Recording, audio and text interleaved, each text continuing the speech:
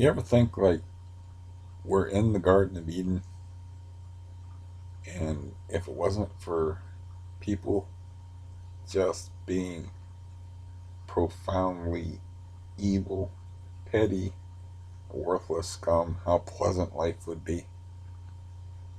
It's like that fall from grace that people cite that's recounted in the book of Genesis. It's like, yeah, that's like a voluntary thing that we do to ourselves, you know.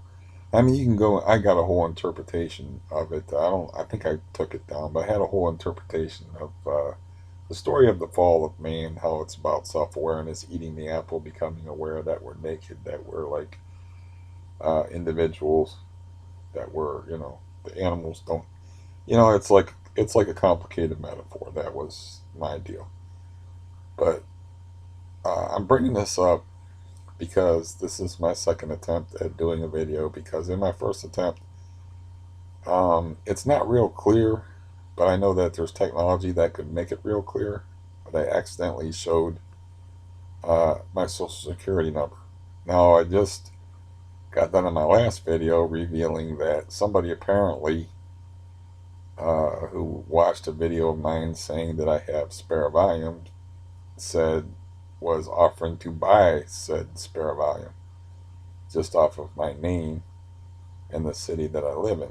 Now, I always guarded my last name pretty carefully, but then I brought up that I had a cousin that played for the Ohio State Buckeyes, kind of a big deal, that was up for the Outland Trophy, that was a high NFL draft pick, that was named Kirk. Now, just from that information, you could get my last name. But I knew that, and I was like, well, what kind of sick psycho is going to actually bother to do that research? But then in a later video, I'm reading, it's because I was reading. I'm reading something off of a text where my name is mentioned. And I just read my last name out.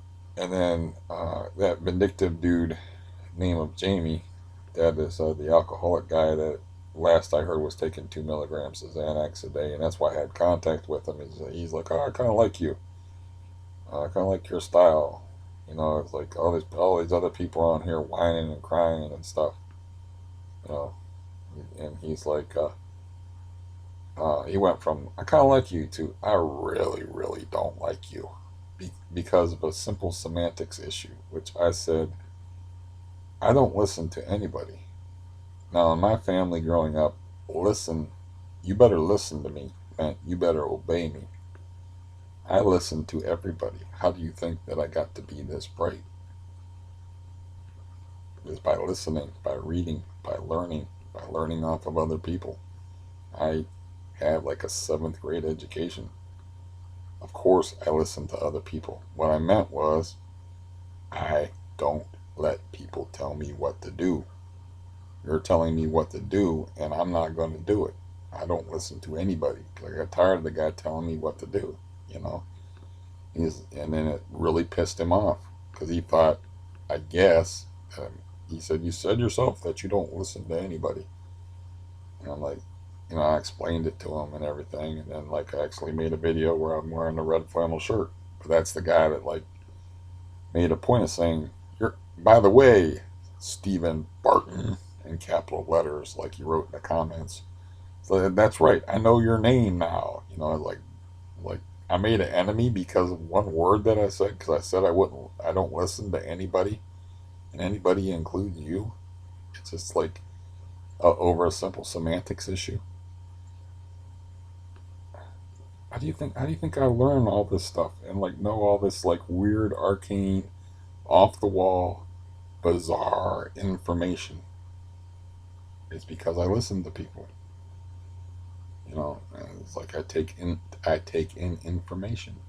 But this guy was just, he had a lot of issues. So, I'm not going to listen to anybody who's never tried it giving me tips on withdrawing from benzos. It's like you're still taking your full load of benzos.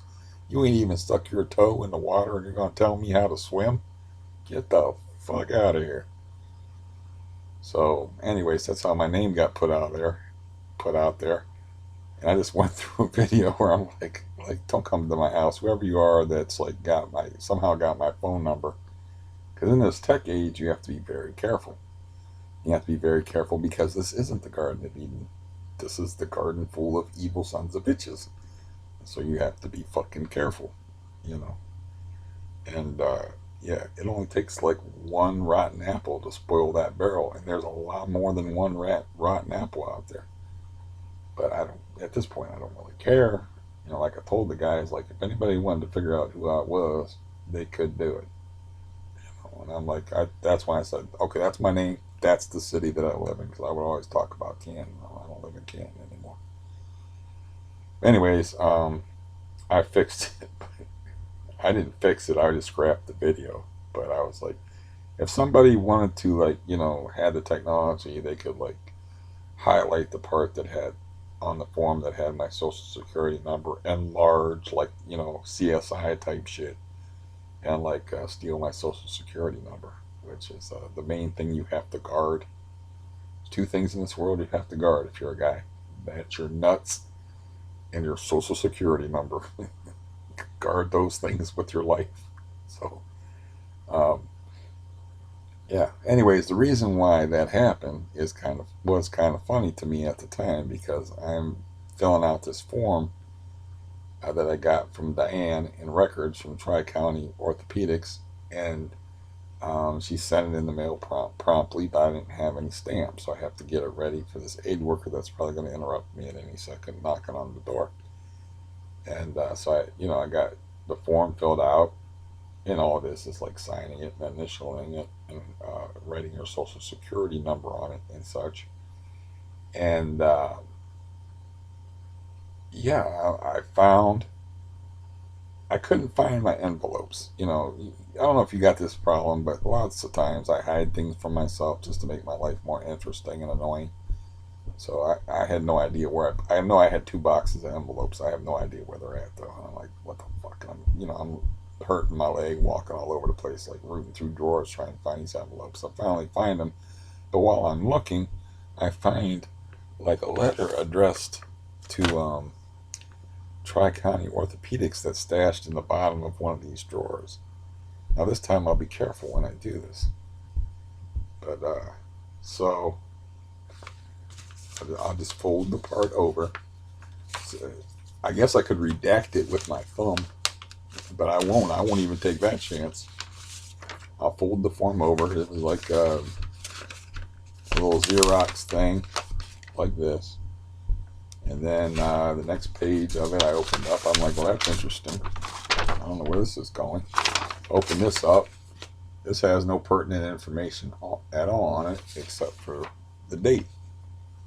And then it just has comments. And it's like, I took the 5th. I have no comments about anything.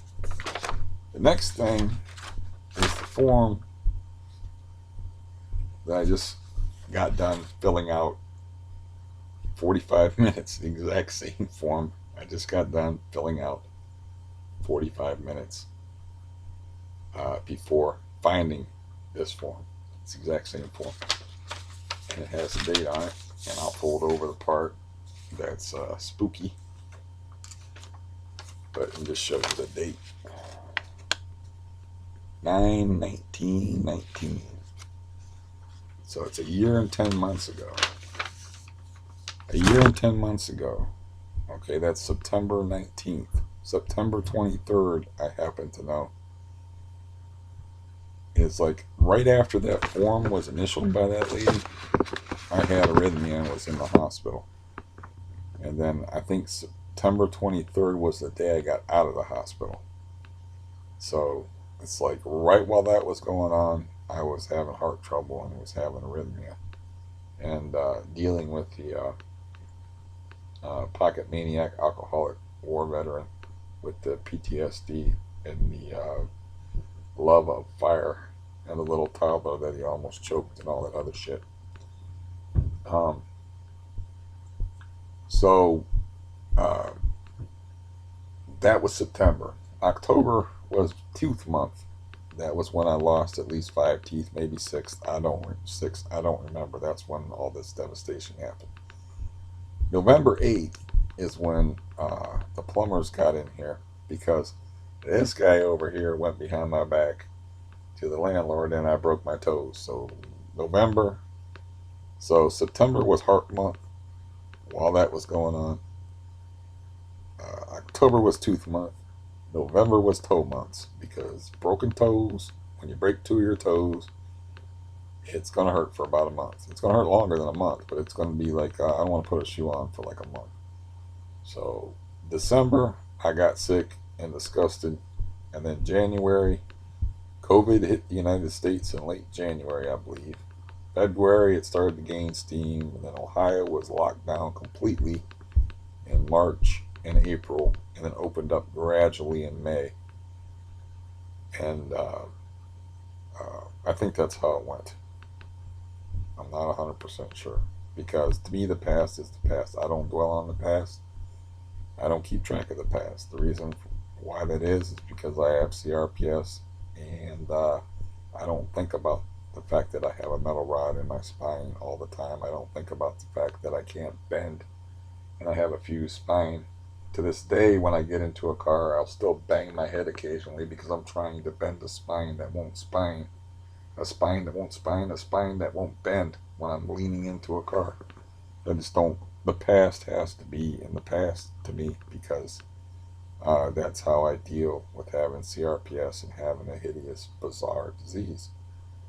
Um, so, uh, I just thought that what happened with the Omni Orthopedics now is like I don't. Sometime after the heart thing mellowed out, like in October when I was going through the tooth thing, I contacted them and I was like, because I still had the bad knee. I was using a walker to go to the dentist. I remember that. That's a year ago, and I was, you know, I talked to them and they were like, we'll call you when we're ready to set up an appointment. Don't call us, we'll call you, basically. And then I sat around, I waited for them to call me, and then by December I didn't give a fuck because I had broken toes and things were not going well around here. And, depression a little bit.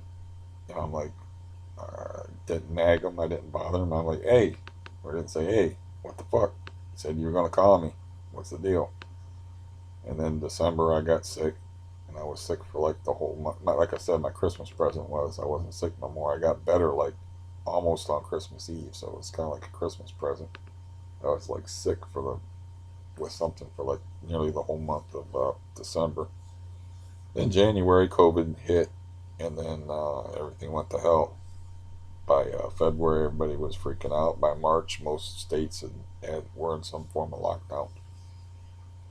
And so that's why I've been trying to get something done with this for like a very long time. And another irritating thing about that is like that means if I'm signing a release form to go to Omni Orthopedics, that means the tests that they're getting are like a year and a half old. So they're meaningless. So I'm doing all this for nothing. They're just going to say, well, we need to order new tests because these old tests are too old to use anyway. So why are you making me do this? But, I've asked questions like that before that, like, this doesn't make any sense. And they'll be like, yeah, I know. Lots of times they'll be like, yeah, I know, but that's the way we got to do things. Or, yeah, I know, but, it's above my pay grade to tell you that this is all fucked up. You read between the lines. Um, so I had an EMG. That's where they stick the needles in your legs. And I talked about that on here before, how weird that was. And I had MRIs. I had ultrasound. Ultrasound's how they found the original Baker cyst. I had x-rays, of course. That goes without saying. And I had another test that was that no, that was for CRPS, the radioactive isotope test. But they were MRI. They were MRIing everything. And I got to see my knee on the MRI is why it stuck in my head. And they were like, yeah, man, there's something going on with your knee. And I'm like, yeah, kind of know that, you know, kind of know that, due to the intense, horrifying pain that radiates out of it daily with the power of 1,000 suns. Yeah, yeah, gotcha. So, anyways, um, I'm just kind of like killing a little time before the aid worker gets here, and I don't have any stamps. Got to send them to the post office to mail that, and get a couple of stamps. And I'm just gonna send her out of here because I'm irritable as usual, and got together a load of clothes for her. I'm not gonna have her clean house or anything like that. I just don't want anything. That's the thing about benzodiazepines and the irritability factor is it's just the nature of them is the tolerance thing where you have to take more of it to get the same effect, so and they turn paradoxical, which means they're supposed to mellow you out, make you less anxious. And I never used to be like this before. I'm on benzodiazepines right now. I took one like 2 hours ago. I took 5 milligrams of Valium like 2 hours ago. I still would like to choke somebody, just for recreational purposes. Um, so yeah, the difference is if you don't have any in your system, then all kind of bad things break loose, and then you don't just want to choke somebody. You want to go on a shooting spree. You're just starting with yourself, preferably, because it's that bad. The withdrawals are that bad. So I was trying to impress upon that one guy that I corresponded with briefly in emails before he irritated with me is like, dude, the costs outweigh the benefits. Don't fuck with it. It's not going to help you. And it's not going to help you in the long run deal with having Baker's cyst knees.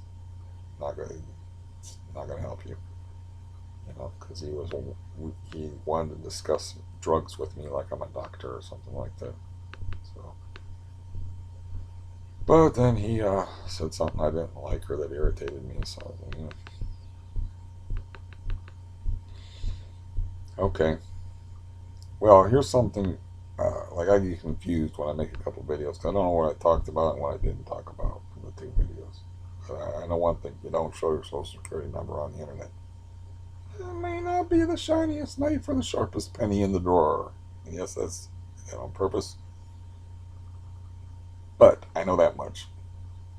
Anyways, clearly there are blinds in the window and not a board. So I did not climb back up on the chair.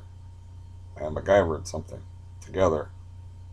And what it is I took, as you can see, there's duct tape around the top of this thing right here is the thing you turn that opens and closes the blinds.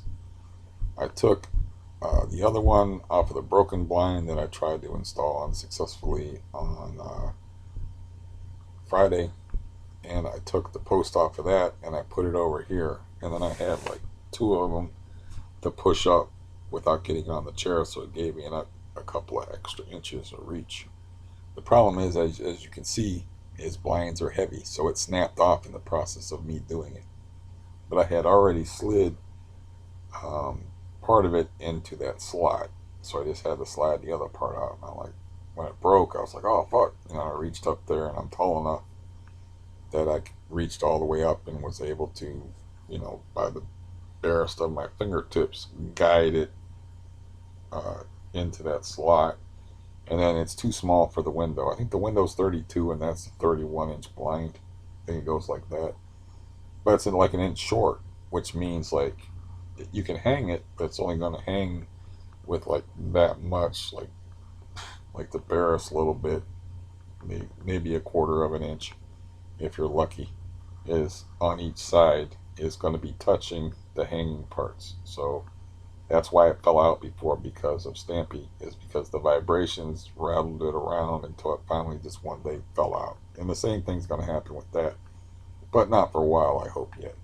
and I'll just buy the proper size blinds. Or I actually tried to like add a little bit of space to that with a cardboard spacer. I mean, I thought like it would work. I only like added that much space to it, but I couldn't get it in there. And I was like, ah, fuck this spacer, and threw it out and just ripped it out of there and threw it out and like did it without the spacer. But anyways, it will get rattled out of there.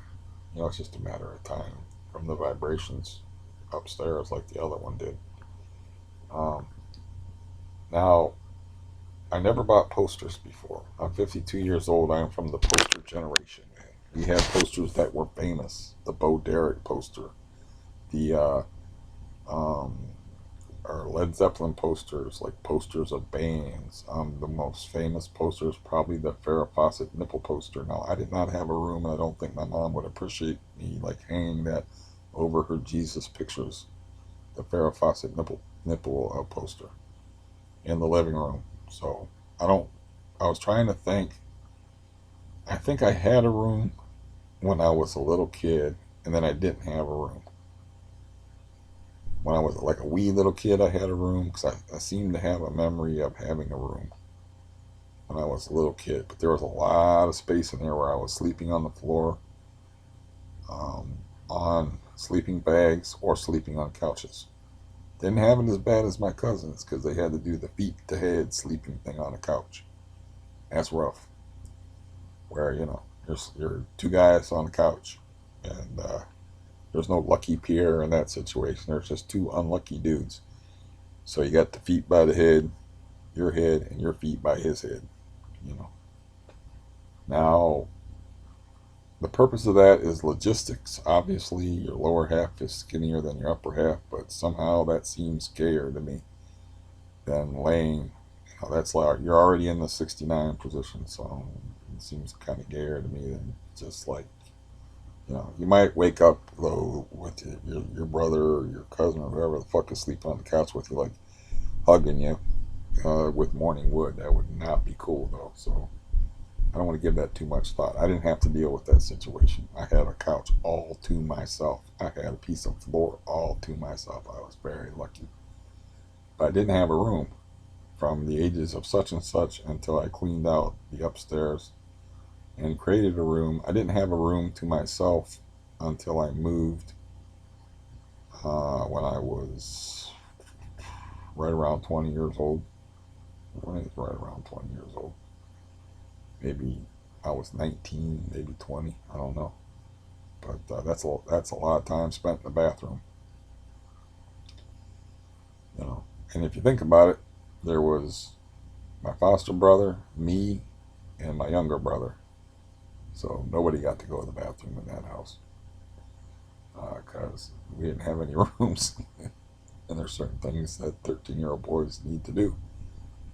And anyways, so I never bought a poster, which is very weird coming from them. So those when I got those posters, which should be mounted right there now, I did not understand that they rolled them up real tight and unfurling them is not easy. So I had to like take that cardboard piece, lay it on the living room floor, and then put weights weighing it down to get it like in a shape where it would lay flat, which was no easy chore in itself with a bad leg because that should have took 20 seconds tops. It should not have took like MacGyver thinking and however long it took me to do. It should be like step on a ladder, throw it in, get off the ladder, done. 20 seconds. But everything's complicated. So I like the poster that I bought. It's got all the color to it. It's a painting, and I'm just flattening it out right now. I got a board on top of it, and I got like weights weighing down the corners to flatten it out because I did not know that they come rolled up really tight like that, and you gotta flatten them out before you can do anything with them. It's like is there some trick to this that I'm not knowing? Like I don't have a hair dryer. I don't know why, but you like use a hair dryer or iron on them or something. I don't know because I never had a poster. Nobody ever taught me nothing. I was running through it on the other video. It's like Nobody taught me anything about like how to be an adult, how to drive a car, how to write a check, how to open a bank account. You know, nobody taught me shit. So I had to learn everything for myself. And to this day, I've never pumped gas and don't know how to pump gas. I don't know how to use. I wouldn't know how to use a gas pump. Uh, at one time, I wanted to buy a car, but I mainly just wanted to buy a car because I wanted to buy a car. I wanted to sit it. I was like, I got a parking space at this apartment. I want a car to put in it. I don't give a fuck if I can drive it or not. And if I would have had people in my life that were helpful and not leeches or detrimental or crazy or stingy or whatever, would have had somebody that was like a mentor, father type figure that would be like, you know, you can drive a car if you like go to this place, they'll help you get like hand controls for crippled people. I was like, really? But at the same time, I was so poor, it would have been an added expense. You know, a car can be a money pit. You have to you know, they cost money to keep on the road. Obviously, I don't need to tell you that because most of y'all are drivers. So at the time, I had like 422 to live on a month. So it's really like I can't afford a car, but I can afford to buy a car and sit in it occasionally and fantasize about driving it.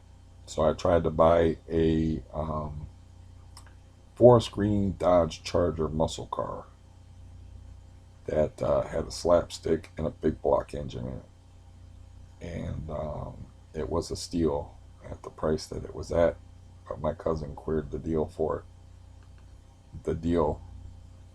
me because I'm sure I've told the story before.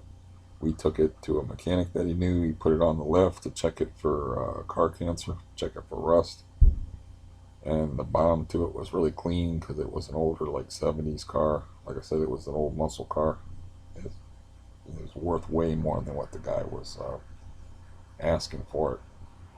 But my cousin, being the genius that he is, my foster brother, um, he was like, "Yeah, man, we took it to a mechanic, and the bottom to it's really clean." And I'm just looking at him like, "How do you survive when you go out in the rain and not drown like a turkey? You don't brag up the car that you want to buy. You nitpick at it, you know.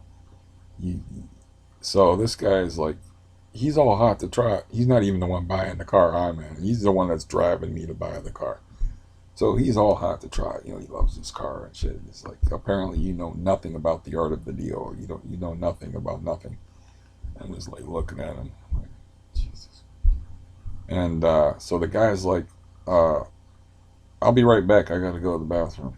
So like he goes in the house and he's like, "Yeah, I just got a call from another buyer. He wants," and it was like $250 more than what the I got it through a class. I found it through a classified section, and he also had a sign with a price on it. It was out in the country somewhere, but you know he knew that my cousin at least was hot to trot to buy it, and was bragging it up. So he's like, "Yeah, I can get some more money out of this than I thought." So he just went in the house and made up this lie about a caller, and they're like, he wanted to start a bidding war between me and this imaginary caller, and I'm like, let's just get the fuck out of here. I started to get really mad. Part of the reason why I was mad is like I didn't sniff out that this guy was a crook. You know, when I was talking to him, I was like, oh, this guy, you know, I realized I was not as good a judge of character as I thought. So that's part of the reason why I was mad. But I was like, I knew it was bullshit. I was mad at my cousin for queering the deal for me. And so I didn't get to have my little car to sit in and get behind the wheel and pretend and sing to myself. Maybe play the radio. Maybe like turn the ignition and play the radio. Pretend like I'm driving somewhere. Um, but yeah, he went in the house and invented an imaginary caller that just happened. Why that person just happened to call him while he had to go to the bathroom right after my cousin's bragging up the condition of the car. It has like no rust on it at all. I just couldn't believe him, and I fronted him out about it later. I'm like, do you realize how stupid that was? I don't remember what he said about it. It's too long ago. I was in my 20s. But I remember me. my foster brother, all the whack-off artists that I was talking about earlier, they were all about the same age. But my younger brother was there, I was there, and my foster brother. And we took it out and we found out what a slapstick was, because it almost got us killed.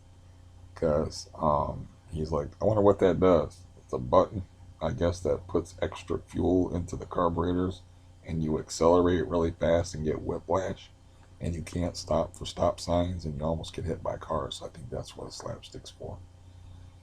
But anyways, I don't know much about cars, but I know that that had a little button on it, and the guy called it a slapstick, and my cousin was driving, the only one in the car that had a license, and pushed the button, and we almost got hit because we couldn't stop for a stop sign because yeah, it was it was a muscle car. Um, so uh, I, I might as well start a new thread or a new line of bullshit while I'm waiting for Miss Cutie Pants to get here. Uh, yeah, I don't know, man. Like as far as the knee thing, I'm running through it in my mind, and it's like, okay, now they got to get the records. Okay, now I send that back to this person. They send them the records. How long is that going to take? Then, do I call them and ask them if they get the records? I probably should be more pushy this time and calling them like, hey, did you get the records from Tri County yet? This is Stephen Burton, blah blah blah, and um, instead of like last time where I was there, just like, don't call us, we'll call you type attitude, and they never called me. So, I don't think they might not even want me for a patient, but say they do. Even if they do, gotta wait out this whole fucking process, set up an appointment. It's to an orthopedic surgeon. That means the appointment could be 2 months in the future. It could be a month to get the whole records thing sorted out to where they're like, where they're even deciding if they want me for a patient. By the time I even get to see him, it could be 2 or 3 months down the road. And then they're going to want me to do a whole bunch of tests. That's more months. And in the meantime, you know, what else can I do though? Can't walk. He's getting to the point of absurdity to where I'm like breaking out in like sweats just from like when I was standing fighting with that blind. Like my heart's beating real fast. I'm breaking out with a sweat. And it's not because I am lifting huge heavy weights. It's because ouch, ouch, ouch. So like, they can at least shoot me up with cortisone or something that might help me out. So, you know, hopefully they'll want me as a patient. They might be like the other guy and be like, I'm not going to treat you. I don't remember the doctor's name, but he was in the Medina branch of the Cleveland Clinic, and he was like, nope. I took an X-ray of you for no goddamn reason because I told him I just had an X-ray like 2 weeks ago. And he's like, well, the doctor wants an X-ray, and I'm like, whatever. Give me some more radiation. Give me some cancer. Maybe I'll have an excuse to jump off out the roof of a building or something. Because they wear those vests, those lead vests, the technicians, for a reason. I've had thousands of X-rays in my life. Um, so, anyways, on that cheery note, yeah, this guy is like, nope, don't want you as a patient. Not going to treat you. There's nothing I can do for you. And he asked me like a couple of times, like, why didn't they do anything for you? And I'm like, made up some bullshit. And then like he asked me the same question again. Like I was getting interrogated. And I said, I think they felt like they were out of their depth, is what I came up with. And then he was like, well, I hate to tell you this, Stephen, but if they were out of their depth, it probably means that I'd be out of my depth too. In other words, like, oh, they didn't want to treat you? Yeah, it's the same deal. Like, somebody's got to break that seal and treat you. It's the same deal like when I got my doctor would not prescribe Xanax for me at all. I was already depending on them, I was scoring them off the street where I could sporadically. And so I started asking my doctor about it. My doctor was no, no, no, to his credit. No, no, no. And then he was wrong. He said he said no because some people get to where they think they need it. And I'm like, once I got on it, I was like, well, thinking really has nothing to do with it. I'm not doing this because of thinking. I'm not, freaking out because of thinking. It's not because you think you need it. That's addiction where you think you need it. This is a physical dependence thing where you're like sick as fuck. And it's like the thinking part comes later where you think you need it. But anyways, the seal got broken, and then somebody else prescribed uh, Xanax for me with an MD at the end of their name. So my doctor was like, "Hey, he did it, so it must be okay for me to do it." So that doctor's attitude was the opposite. They didn't do nothing, so I ain't gonna do nothing. So this other orthopedist might be like, "I'm not gonna do nothing either," because nobody wants to fuck with this guy. And so it might be like I said, I'm just getting passed around like a bad penny, and then I'm on my last orthopedist. That's why it's not good for my nerves because what do I do then? Like I said, my only option then is to approach it from the CRPS angle, and then things get really unpleasant and complicated, like they aren't already. Um, so hopefully, I can at least get some cortisone shots out of the deal. I'll take a couple of weeks relief. That's all they last for. Uh, like maybe they'll do something for me. I mean, I don't know. I don't know why. I was thinking about like when the guy made things worse and hurt my knee. That's kind of my fault, and it's kind of his fault because it's kind of my fault. Like you don't think of that. Like I said, I don't think about the past. I don't think about my physical condition all the time. It's not like it's something I'm thinking about all the time. It's like I gotta think about the knee all the time because it's screaming at me all the time. It's like trying to ignore a baby crying. Kind of hard to do. Um, but I don't think about the other shit all the time. So, like 3 weeks ago, I got a bloody leg. I don't know why I got a bloody leg. I don't know how I hurt my leg. Like other times, I'll burn my leg. I have to like think about it for a minute. How did I burn my leg? Usually, when people burn themselves, they kind of like scream and yell when they're aware of the fact that they burn themselves. I'm like, oh yeah, that's when I set that hot plate. It had to be when I set that hot plate of food on my leg. I thought I felt something a little weird. And then like I'll have a bruise, like I mean a bruise on me, and I'm like, I have no idea how I did that. So I don't have normal pain response to external stimuli in the lower regions. So that guy pushing on my leg and asking me when it uh, does this hurt? Does this hurt? When he's asking me when it's gonna hurt, my legs might be getting injured and just not telling me about it. The same way with the blood and the cut and the burn. I should know that, but I didn't think of it because I'm there and I want help, and I want the guy to touch my leg and mess with my leg. I want him to fix my leg. So you know, and plus I didn't know he was going to do that. He's just like feeling around on my leg at first, and then he started moving it. You know, he was just like feeling around, like seeing if he could feel something behind the knee, and then test. Then he started testing the range of motion like rather severely, and then after that, it's been much much worse. But it's also his fault because he's messing with somebody.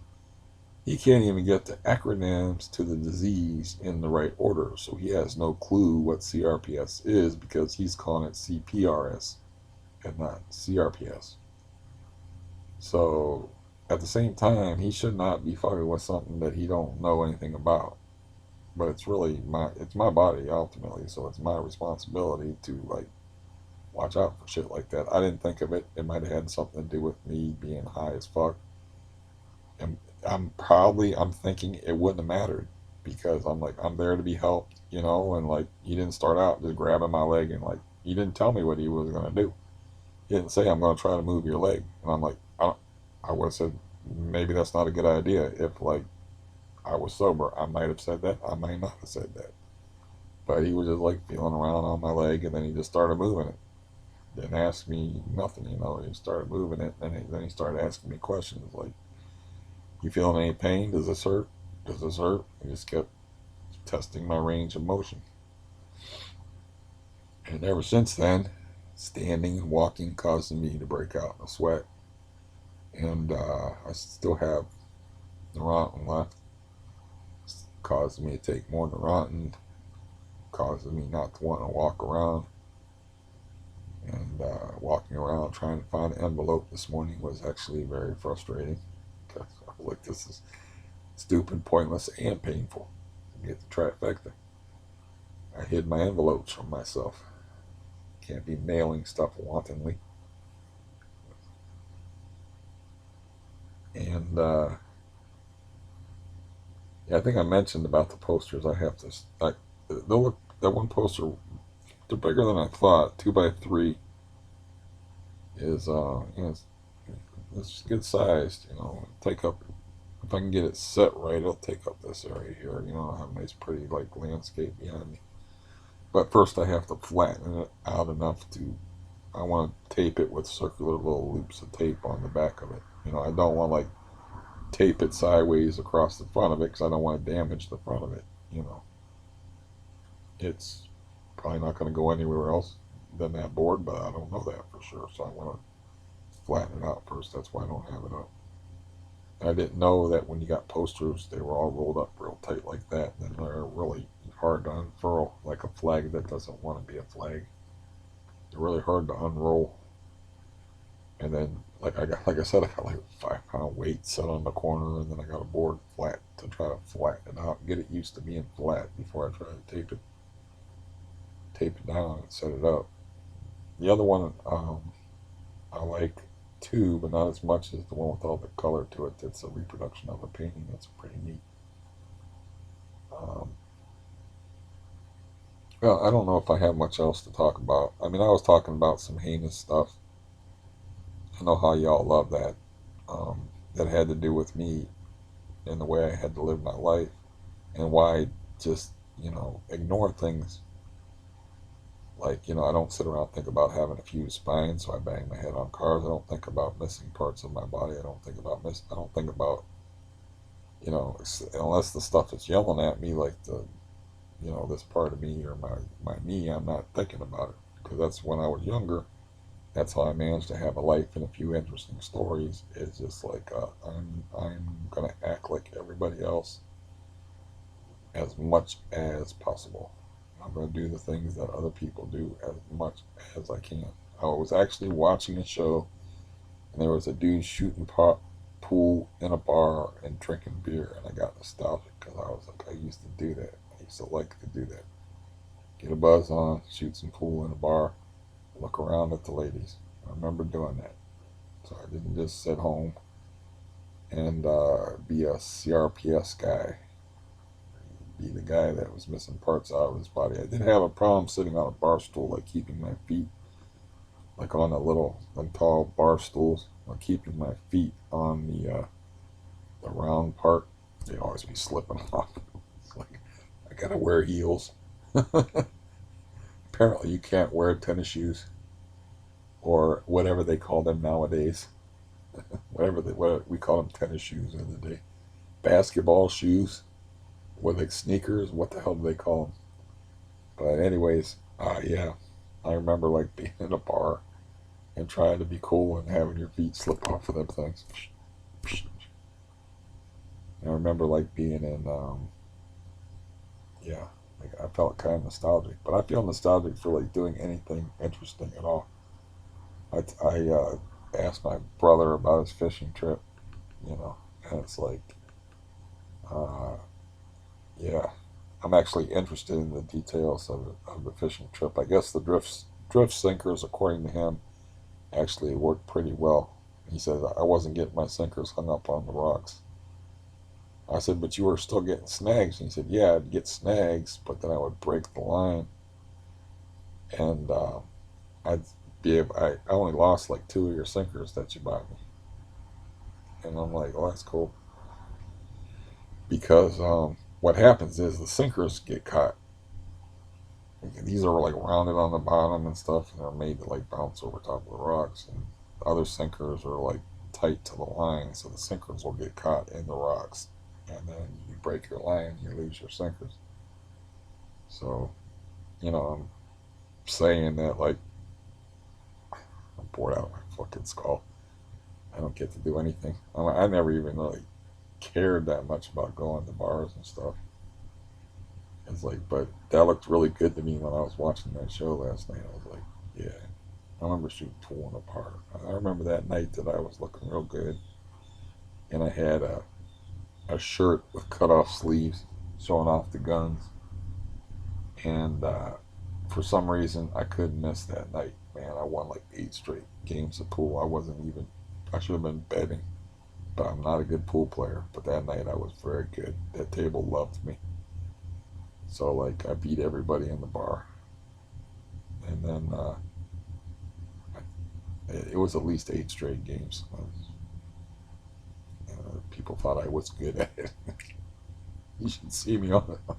This is just a fluke. It's like I don't know, man.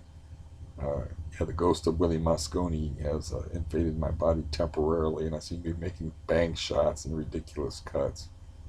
I didn't try any masse shots or jump shots or anything crazy, but I might as well have. I probably would have made those too. Um, but yeah, it's like I had one time when I was drunk at a bar and I miscued the uh, on the break. I miscued the cue ball off of the table to the point where like by the third time I was trying to break, somebody yelled "incoming!" like they were in a war. So I think I almost hit somebody with the cue ball because I was miscued it and flew it off of the table. Because of course you want to have a manly break. There's nothing worse than a wussy break. When I have a manly break and hear that crack, man, you want to imagine that one ball just breaking. You know, just have that image in your head. Like I want to break that fucking ball. I want to hit this thing so hard. I'd use the 2 fingers on the pool thing and the whole. I didn't bother with the normal hold that people use to do the 2 fingers and the cue like this, man, and just pull it all the way back and actually was usually pretty good at it, but not that night. I don't know how much I drunk that night. But just the idea of having adventures that are more exciting than walking across the floor looking for envelopes. Just the creation of even boring stories. Like the night that met those girls from Salem, Ohio. I'm like, so what happens in Salem? What's Salem like? What happens there? She goes, nothing. That's why we're here. I had this gorgeous redhead sitting on my lap that night, and her friend got sloshy drunk, or I could have hooked up with her. But her friend got stupid drunk. Like, I got to take my friend home. I didn't even get her phone number or anything. It's stupid. It was very clear that she was into me. And my friend was over there, like, playing console hockey with this lush. And we're just sitting there watching, shaking our heads, and we're just having a conversation like civilized, sober human beings. But she was sitting on my lap, and I didn't enjoy that. So, hey, I don't know if she expected me to kiss her or whatever, but I don't know. Her friend got ridiculously drunk to where she couldn't walk. And, yeah, I never was. To be honest, it's just rose colored lenses looking at the past. I didn't really like going out to bars all that much. Stupid, interesting things would happen. Like that one time that girl threw a pool cue at me. The next thing I know, like I'm just sitting there and she puts her arm around my wet waist. I'm like, okay, how many personalities do you have in there? You want to fuck me now, but you was wanting to kill me like 10 minutes ago. And like that's when my older brother dropped the sage advice. He said, "Man, you fucked up tonight. You could have had a piece of ass for sure." And I'm like, not really. That's pretty close to necrophilia there. It's like she was so drunk. Like That might have been for sure, but she might have fell asleep in the middle of it. I am not Bill Cosby. It's like drunk women not attractive to me. Tipsy I can deal with, but drunk, no thank you. Um, my The one guy we used to go out with, he had the you have to keep the same level of drunkenness theory. So you want to drink as much as she drinks, or he said you have to at least judge her tolerance level. Where like you might have a higher tolerance level, but you want to keep it. You know, in other words, like 3 beers to her 1 beer maybe, depending upon her. But if she looks like an experienced drinker, then it can be beer for beer. But he's like, you got to keep your drunken levels about the same. You know? But yeah, not really taking advice from that guy.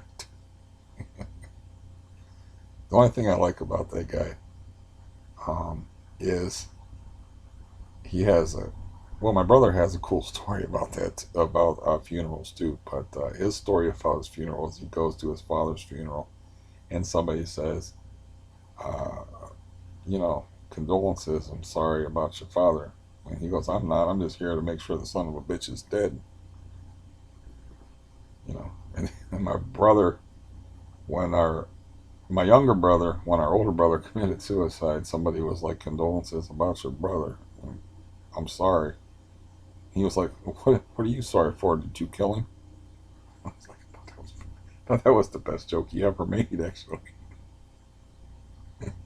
Because like you don't know the guy. It's his way of saying you don't know the guy. Don't pretend like you're sorry. Don't pretend like you give a shit. You're just following social conventions. You gotta say something. So the guy, somebody said, I'm sorry. And he's like, why are you sorry? Did you kill him? Whoa. Yeah. All right. My brother's very intense at times. Ah, we got 12:50. I don't know when this lady's showing up, or even if she's showing up. I know I'll be able to hear her, and I got the door open even. Um, so I guess I got more time to kill. Uh, yeah, I just want to be able to do something, anything. This is boring. I mean, I can't. I don't even enjoy selling cards. You know, I don't go outside. This is a nothing, boring, stupid life. Don't. I barely like sit in a fucking chair. I was thinking about that while I was filling out my forms from a seated position. It's like, life's fucking horrible. And yeah, I don't know if I could, you know, most people would have broke underneath the solitary confinement and boredom.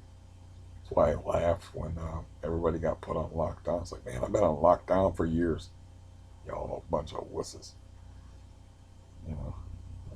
And, but yeah, I mean, everybody has their limits as far as what they can take.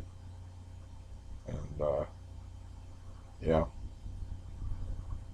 I'm just, I suppose I got time yet because my auctions don't go off until Sunday, but I have to connect my printer. I'm selling like 16 things, so I want to connect my printer to the computer and try to buy postage through eBay, and then like print out shipping labels and see how that works out.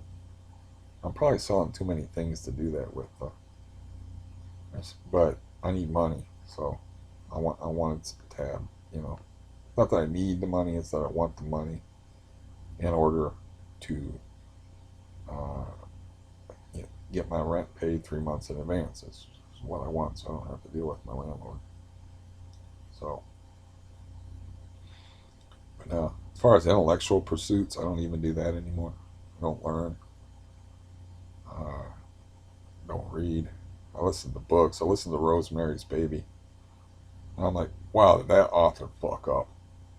He had a perfect opportunity to like have a great make. It's a good book, but he could have made it a great book, man. But you know, he fucked up big time. I'm gonna tell you. I don't know if you're familiar with the story, but I'm gonna tell you how he fucked up. The way he fucked up is it was completely from inside Rosemary's head, like the book was. In her head, um, she they drug her, they Cosby her, and then they make it very clear in the book that she's getting screwed by the devil. It's the devil's baby. But she has it worked around in her mind where she thinks they're just a witch cult and they want her baby for human sacrifice. But we as readers already know that it's a devil baby. So why would you do that? Why wouldn't you leave us into this character who strongly identifies with perspective and have that shock of like, no, that wasn't your husband, and the weirdo, that wasn't your, her husband was really bad in that book, but it wasn't your husband selling your baby to witches to become a more successful actor. You got you got devil baby on your hand. You got screwed by Satan. So they made that very clear that that's what happened in the book. And then like it would have been a surprise because she was looking at her baby, and then her baby opens its eyes and it's got yellow eyes with the reptilian slits in it and stuff. We would have been like, whoa, what? As readers. But the book's not written that way. I'm like, how in the fuck could you blow you? Duh, Ira Levin, if you're still alive. But he don't care. He got a super famous movie starring Mia Farrow that I've never seen. Uh, Out of it, he got a best-selling book. But man, that's like a rookie mistake there, man. It's like we. Yeah, you ever read The Other? Like The Other is like where there's two twins and you think it's just the ones you think there's two twins, but the one won't accept the other twin's death. And then there's the Niles and Holland thing, and it's like it's all a shock and a surprise. It could have been like that. That book's. I read that book when I was like 12 years old, so I don't remember it all that well. But yeah, that was a shocker, and I went back and read it as an adult to see like how the fuck did this book fool me as a kid so thoroughly. And I'm like, oh, they just kept all their cards, all their whole cards hidden. They didn't really even give you much of a hint that, the one twin's dead, the other twin is just a psycho.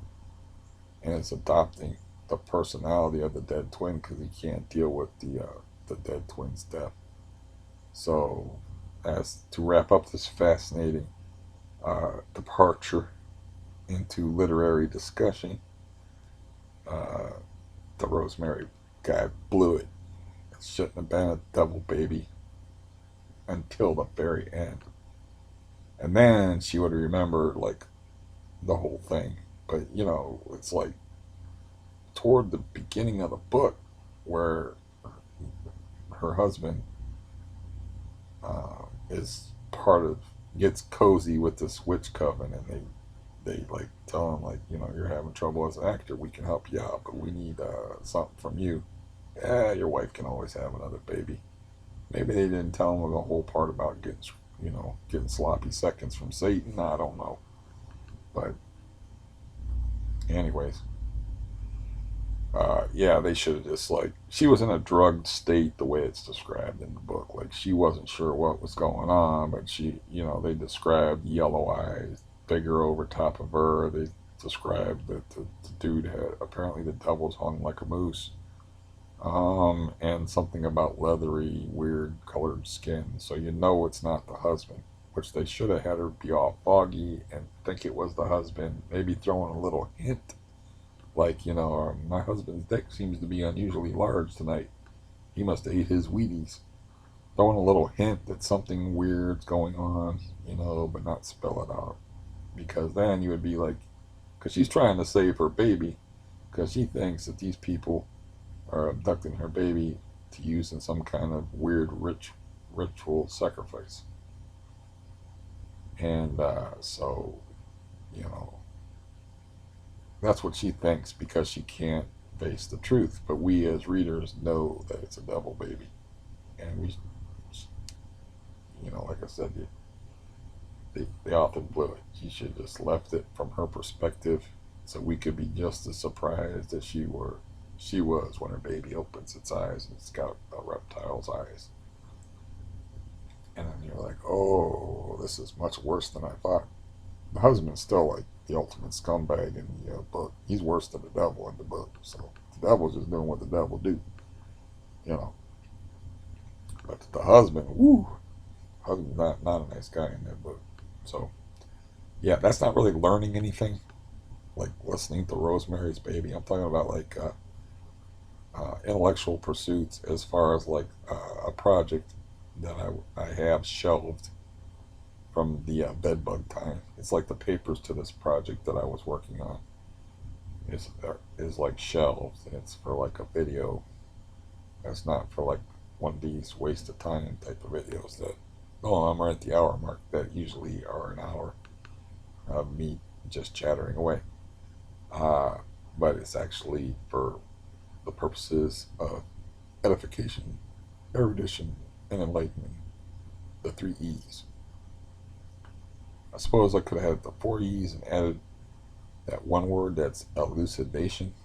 Oh, there I pronounced it, but I wasn't sure if I could pronounce that one. But yeah, I don't get to do that, you know, because I don't have the nerves for it, and it takes actual work. And editing this takes no work. And editing this is just me blowing off steam and using my mind for something, but it's really not. It's just me rambling about things. Um, Not that I don't put thought into it, but it's just all on the fly. So, you know, just a way to kill some time.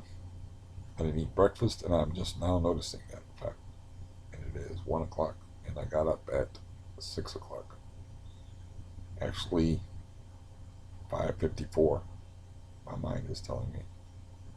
It rained all damn night last night, man. It rained and rained and rained. Small wonder my cat wanted in yesterday. It rained.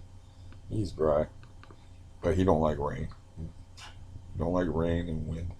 Don't care about cold so much. Rain and wind, he's not cool with. He don't like it.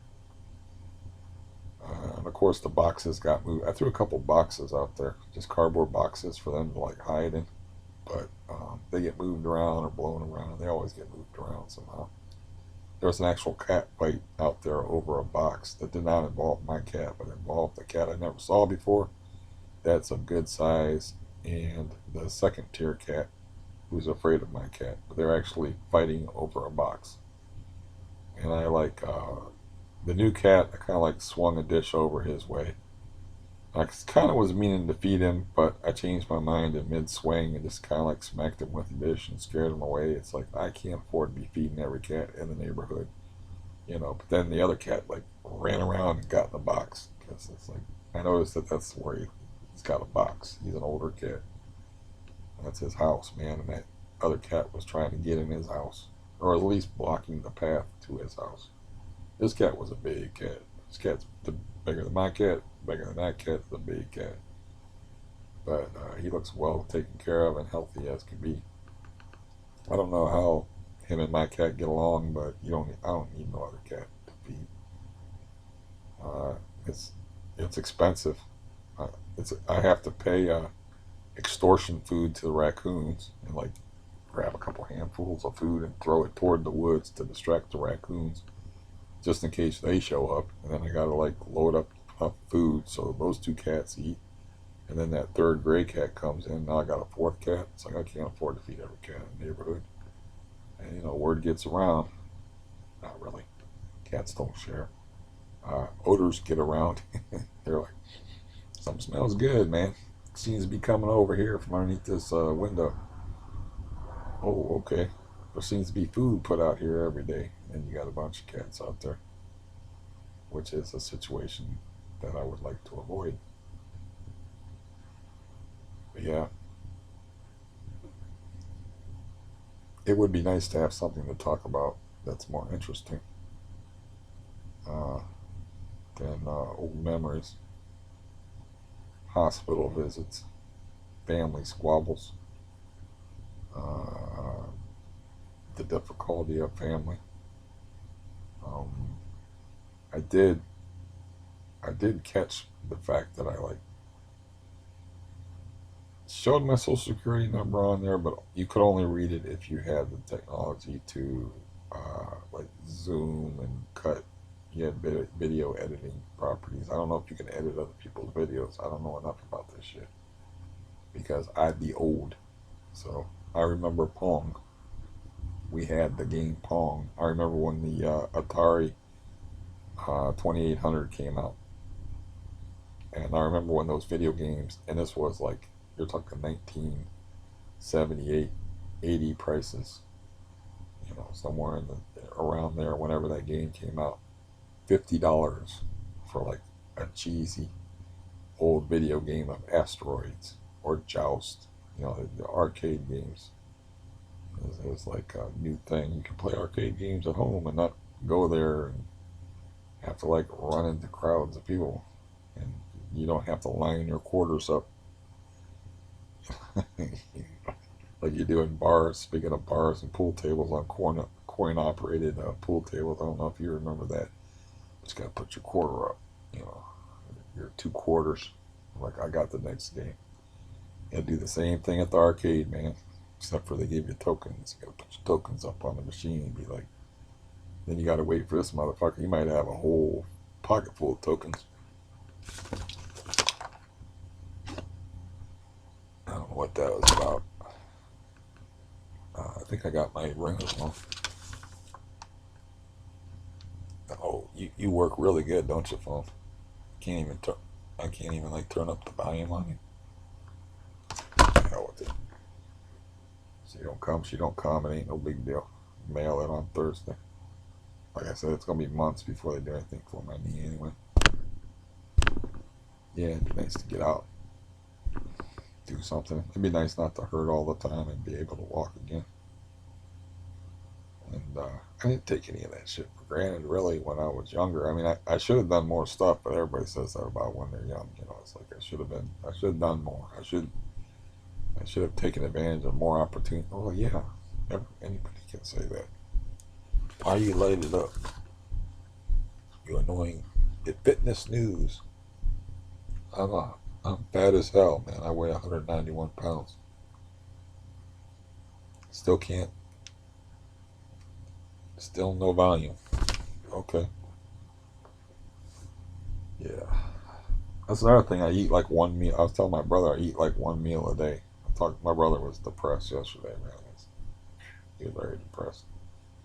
Um, I'm like, I eat one meal a day, one big meal a day. Because I said, I'm calling you because I ate my meal for today and I'm not going to move for a while. Like, I move a whole bunch anyway.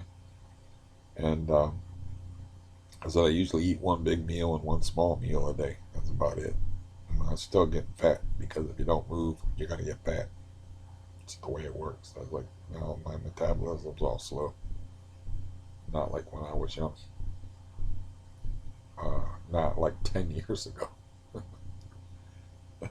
I don't remember when I started to get a gut.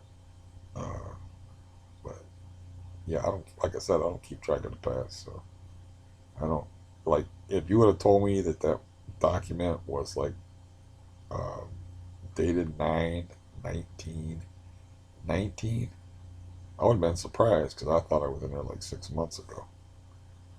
I can't afford to keep track of my horrible past and when things happened and who did this to me or who did what, who did where, and when did this happen. That's why I always laugh when they ask me what kind of tumor that I had in 1984. I like you could ask me what president we had in 1984. I might remember, but you're gonna ask me what kind of tumor I had. Like the first, I was shocked. The first time they asked me, they got names. They go, oh yeah, there's all different kinds. I'm like, only thought there was benign and malignant tumors because there's all different kinds of benign tumors. I didn't ask the significance of you know, knowing like what something is that's from 20 years ago, why it would matter now. I don't know why they still ask me that question from time to time. Last time they asked me that question, I was in Ultimate Pain Management Unit. And I'm like, I got no idea. It's benign. If it was cancerous, I'd either be dead or quadriplegic or paraplegic. I wonder what it's like to get a cancerous tumor inside your spinal column next to your spine. It's probably not a good thought to have. I had a funny dream the other night, and I think it's funny anyway, but my best friend's a cop. I had a dream that he was tied up and getting drug away by black dudes that were going to kill him for being a cop. I guess I've been watching too much news or whatever. And like I stabbed one of them trying to help him. And then like I was going to try to cut him free. And I had another dream that was somewhat unpleasant too. But those kind of dreams don't have any effect on me. I don't seem to get emotionally involved in my dreams very much. To where I'm waking up and I'm like, oh shit, I don't want to go back to sleep and fall into that mess, or I wake up scared or anything like that. Those days are long gone. Reality is way more horrifying than any dream. I just thought it was funny that I'm like, the news is giving me nightmares. Uh, my friend the cop is getting drug away for being a cop by a bunch of black dudes, and they were gonna kill him in some way or another. I don't know. And I was trying to help him. Uh, yeah. So to me, that was a funny dream. I don't know. Maybe it don't sound funny to you, but I thought that was just odd. And I told it to my brother, and it made my brother laugh. He was kind of depressed. He's like, "That's a weird one, all right." Because he got PTSD, so he's a big connoisseur of nightmares. He used to tell me about his dreams all the time, and I'd be like, "Dude," I had to finally say, "Dude, your dreams are only interesting to you," because he wouldn't give you the brief synopsis like I give you. He'd tell you every damn detail because he dreamed real vividly, so he would tell you the dream could take like 10 minutes. You're like, this is just some fucking thing going on in your head. Excuse me. Not that interesting. Uh, yeah. And occasionally he would throw that back at me because he's sensitive. The guy that says I walk like a retarded baby giraffe is sensitive about, things like that. You're like, it is true though. Is your dreams are really only interesting to you. I mean, if you listen to somebody talking about their dreams, unless you're into interpreting dreams, I mean, unless it's like a brief 10-second description like what I gave you, I stabbed the guy, somebody was dragging him away, tied up, they're going to kill him. I mean, who the hell wants to hear about that? I mean, yeah. But see, our roles have kind of flipped because he used to have my life, but it was like as a result of and issues, and he had a healthy body to work with, but he didn't have. So our lives are kind of flipped around now because I can get out and about because I don't have I have issues.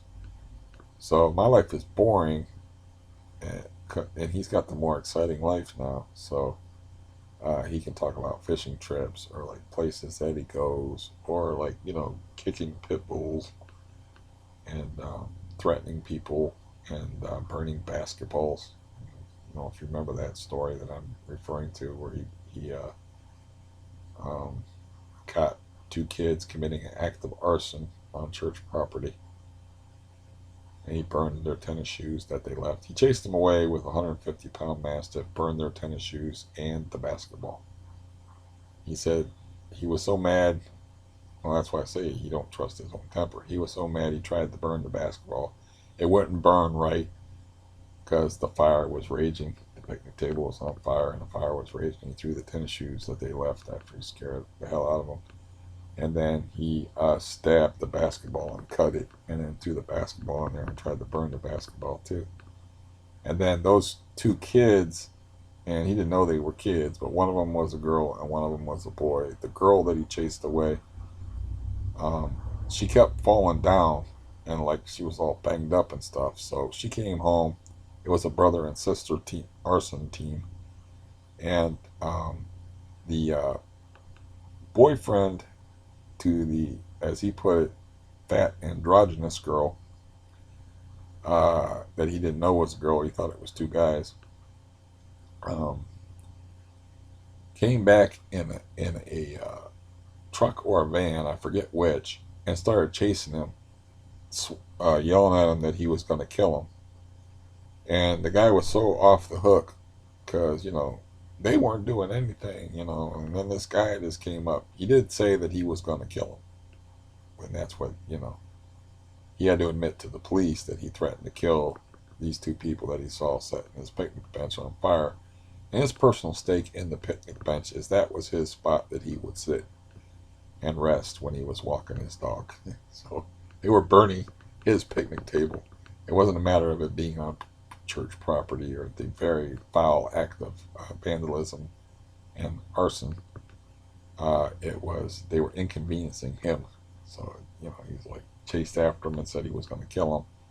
And then she got all her knees all skinned up and stuff from falling down. And the dog, he's running with a 150-pound dog, terrifying enough by himself, either one of those entities. So the boyfriend comes by in a van or a truck or something and starts chasing him down the road, yelling that he's going to run him over.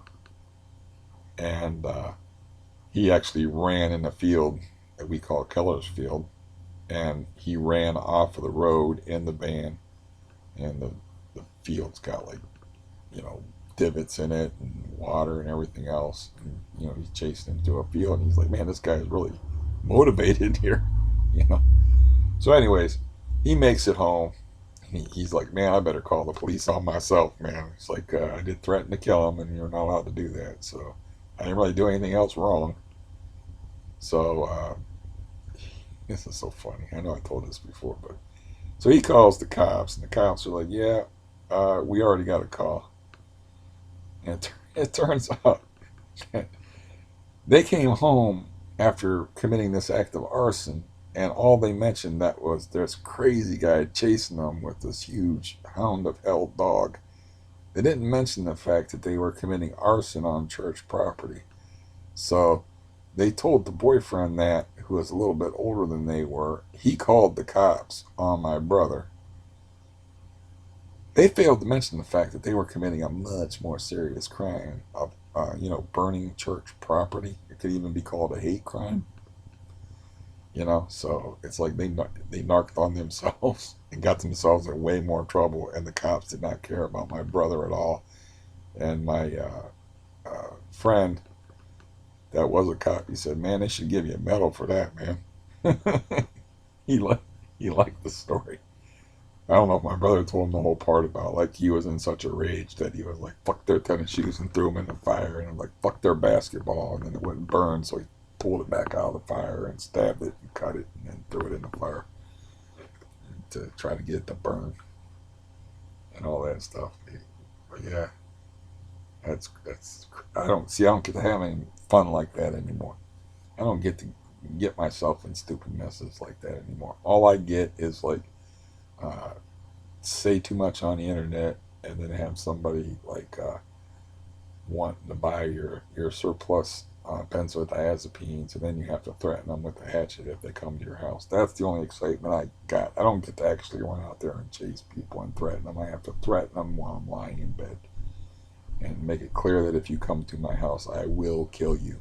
I come from very violent people. I come from the kind of people that stab basketballs.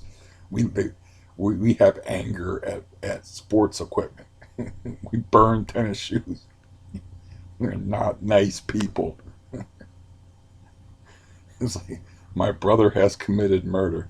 Not that brother, as far as I know. Hasn't killed anybody, but my older brother has killed somebody. My father's killed at least one person. I grew up around murderers. And my brother used to come home and ice down his hands, and his hands were not all busted up because he fell down in the street. Yeah, my I have heard stories about my father that I can't repeat on here. They're so fucking bad. Like I come from very bad people, and like I am the kind of guy that will take a machete out in the hallway, and if you do invade my personal space, it's genetic. I will fucking kill you. It's like, and I will end up in jail because of your stupid ass. And I don't, don't make me go to jail. I'm too pretty. Don't make me go to jail. Don't make me kill you by coming here. Don't fucking bother me. Leave me the fuck alone. It's not gonna be healthy for you. Like, I cannot impress that upon you. I'm a nice, wonderful human being 99.9% of the time. The other times I have thrown people back first on overhood emblems. I have done some shit, I'm not particularly proud of. I've done some bad shit. I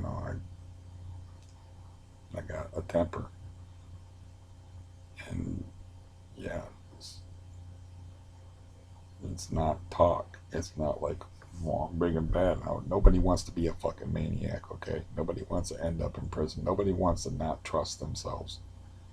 You know? Nobody wants to be like that. Nobody wants to stab a basketball. Who the fuck stabs a basketball? It's got a little bit of an anger problem, okay? You know, nobody wants to be like that. It's nothing to brag about. Okay, I had to do that to that drunk guy on the porch. I didn't have any choice. When I got him in an arm bar, it did cross my mind to drop my elbow on his elbow while I had his arm twisted and break his arm. It did cross my mind. I didn't do it. I had control of myself. But if you put me in a situation where I don't have control of myself, I have a fairly extensive knowledge of how to hurt people. And I will not hesitate to do it if I am forced to do it. That's why I am very grateful to that crackhead bitch. I'm so happy I can't remember her name. That she did not invade my personal space, because I said to myself, this bitch is going to make me kill her. She's crazy. Because she took a step toward me, but she did not get too close. You know, I'm not afraid of you, old man. That's because you're high off of your fucking ass and stupid. Or, that's. You should be afraid of me. You don't know what I come from. You don't know what I've seen. Yeah. That's like when I would hang around my foster brother, and we'd be hanging around people that didn't know me, and they would do the eye roll thing. Like, oh, this guy. And my foster brother's like, you don't know him. In other words, like, don't do that. Don't be rolling your eyes at this guy. You don't know this guy. I grew up with this guy. This guy threw me in a lake just for amusement. I grew up with this guy. This guy beat me up for existing. You know, like, this guy beat people up that he doesn't even remember beating them up, because he's like, I used to sick you on people like a dog. You had no idea. I'm like, what the hell are you talking about? And he's like, when we went to school, I was called Little Barton.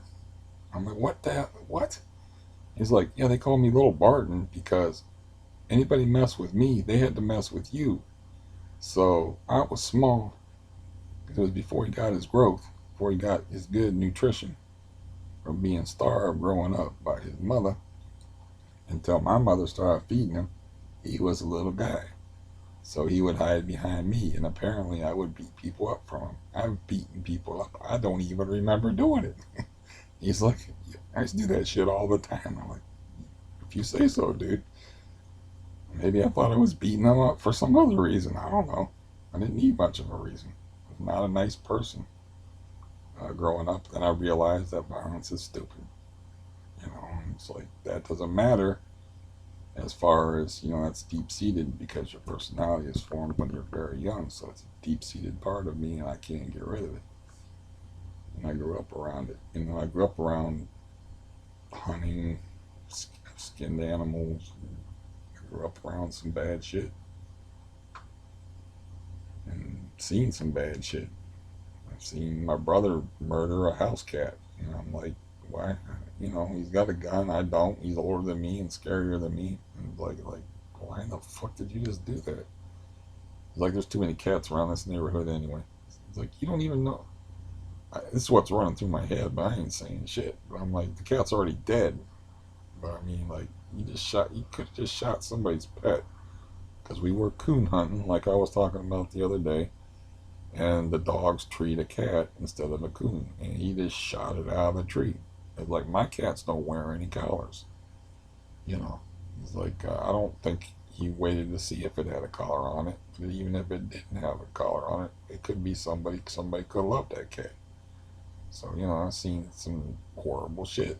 And that's like when I was a little kid. That's how, like, serial killers get started, is by watching cruelty and indifference to animals. And I've seen too much of that to even go into. That's just one story.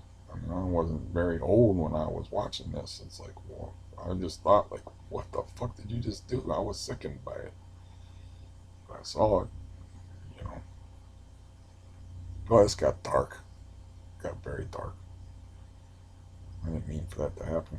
It's that woman's fault for not showing up on time. But yeah, you can't help who you are, if you grew up around murderers, and it's just a part of your nature. That's why my brother don't go up to people on piers and tell them, like, look, you're being rude. It's because it could be, look, go from look to you're being rude to, like, I'm in handcuffs and you're on the ground in a pool of blood. My brother's always carrying knives and shit. He has my dad's affinity for knives. He's always carrying knives. He's always carrying at least one knife, if not two, three, or four knives with him at all times. And he got really bad temper, like really bad. And like, he's got such a bad temper that he was going somewhere with my foster brother, and the guy that I mentioned that said, I'm just here to see if he's dead.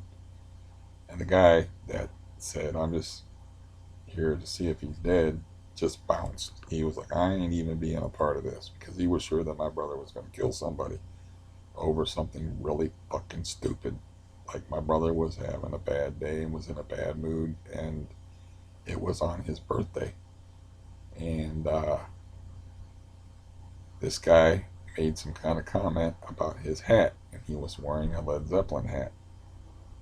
And he's like, what did you say to me? And it went from, what did you say to me, to that guy, like, just leaving. He didn't care that he didn't have no transportation home. He was like, I've seen enough police in my time. I don't want to see any more police today. He was like positive that my brother was gonna, like, totally, murder this guy. But really, it de-escalated and nothing happened. And they were like, "Where's Keith?" He's at the bus station somewhere. He just bounced, man. He was just gone. I don't know if it was he just walked back to my foster brother's house. It's pretty good poke from there. But he was like, "Man, I ain't have no part of this." And I was like, "Yeah, I consider that a character flaw. You have to have your boys back. You can't just bounce in a situation like that. You know, even if I don't know what this, uh, if there was other people there with the guy that offended my brother or not. I just know it got hairy and it got bad. It got bad fast. And yeah, he was so mad over that, man. He didn't get over that for like a few days. He got mad over something else stupid that happened, like in my neighborhood. And I'm like, that guy was just probably some kind of homeless idiot, man. You got to stop thinking about that. He's like, I don't care, man. That fucking pissed me off, man. And it's like, man, you gotta let that shit go. That guy was just making a stupid asinine comment, and, like, let it go, man. I hope you never see that guy again. And he goes, no, I want to see that guy. Oh, just stop, man. Just don't think like that. Stop it, please. You got to be aware when you're like that. You got to be aware of that. You got to be like, okay, we're just not, like, with the people upstairs. I'm just not gonna let it bother me.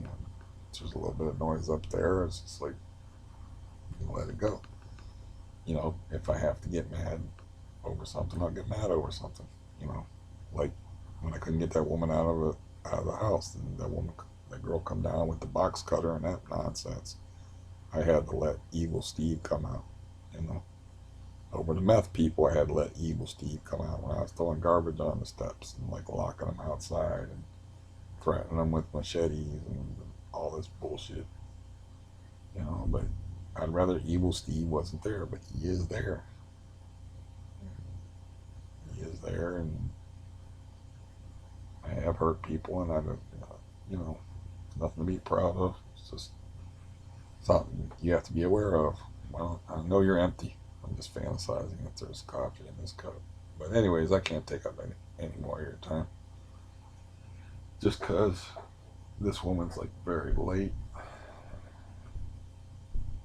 and I need to get some food in my belly.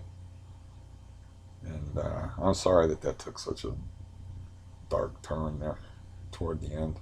I know that's probably an upsetting story, my brother murdering that cat and whatnot, but murdered that Vietnamese guy in Atlanta. I already told you that. So, but you see, I can say that on the internet because there's no way you can do anything with that information. There's no statute of limitations on murder, but it's out on the outskirts of Atlanta. You don't know the victim.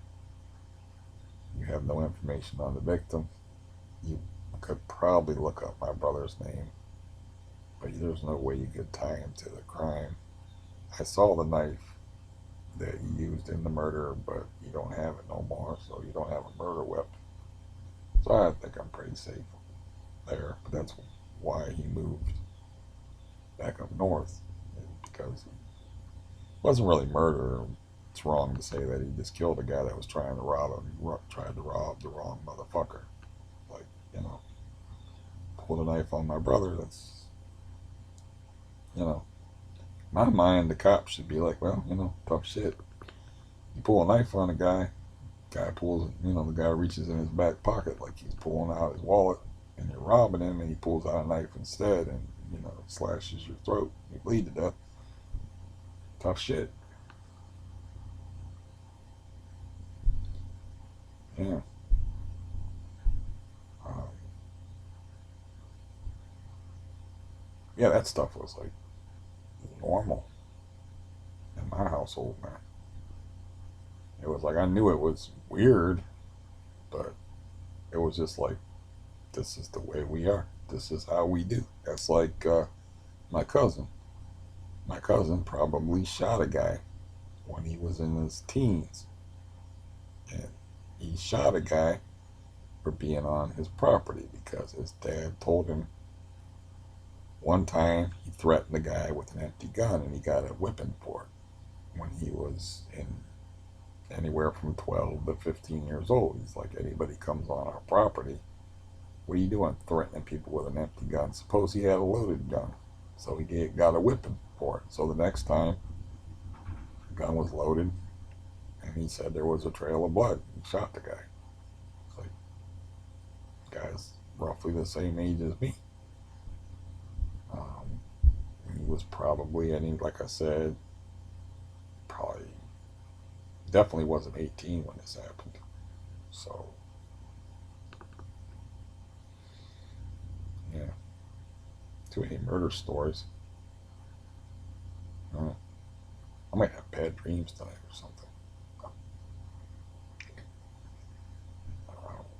I don't have dreams that even bother me.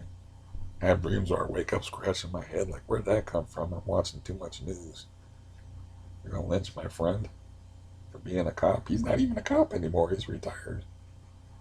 I did read comments like from people when the riots were going on, where they were like, you know, there was some guy with an Arabic name that was just like, oh, I don't know what you people are waiting for. Just you see a cop, just punch him in the face.